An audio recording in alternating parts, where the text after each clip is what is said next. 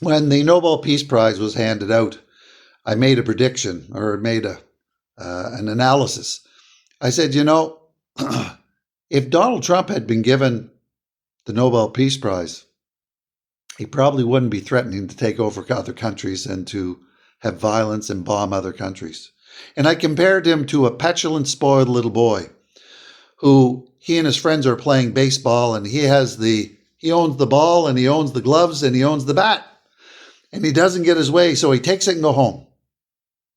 Did you actually see or read the letter that Donald Trump sent to the people of Norway? Since you didn't give me the Nobel Peace Prize, I no longer care about peace. I'm going to continue bombing. He didn't say I'm going to continue bombing, but that is the idea behind his letter. I did not get my way. I did not get my prize. All I got was the consolation prize from that crazy woman in Venezuela. That's a consolation prize. I want the real thing. Can you believe a rational person making such a comment? For those of you that have deranged Trump syndrome, I know you've lost the respect for defending Donald Trump for whatever he does. You've lost respect from your colleagues, your family, your friends. People have probably stopped associating with you. You may have lost your job. So I understand you're in so deep now, you must have constant denial of who this person is. I feel sorry for you. The other thing I want to talk about is, and I talked about this a few years ago, how did Donald Trump get to the point where he's almost an authoritarian ruler? And I compared it to other countries. In other countries, and you can pick whatever country you want that has authoritarian rule, they achieve power usually through in many cases, through the election process first, and then through terror, murder, torture. People that spoke out against them were murdered, imprisoned, tortured. Their family were murdered, imprisoned, and tortured. You had to be a brave, brave person to stand up against those authoritarian leaders.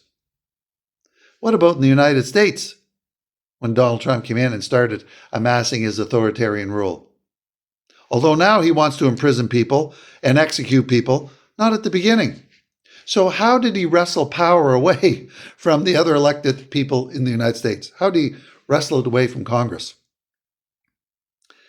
He threatened to call them a bad name.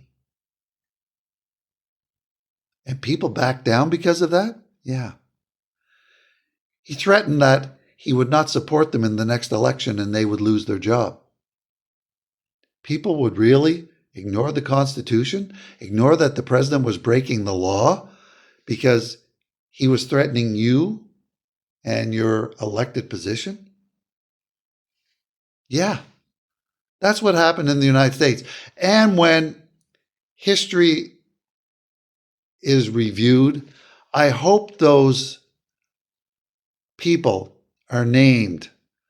I hope they are shamed that they did not speak up. Go back and look at what J.D. Vance said about Donald Trump before Donald Trump amassed power.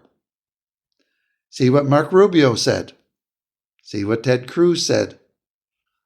See what Lindsey Graham said about Trump before he gained power. I dare you, for those with deranged Trump syndrome, see what they said and see what they say now and how they support him. Because he might call them a bad name. He might put them out of a job. So Constitution, be damned. Pathetic.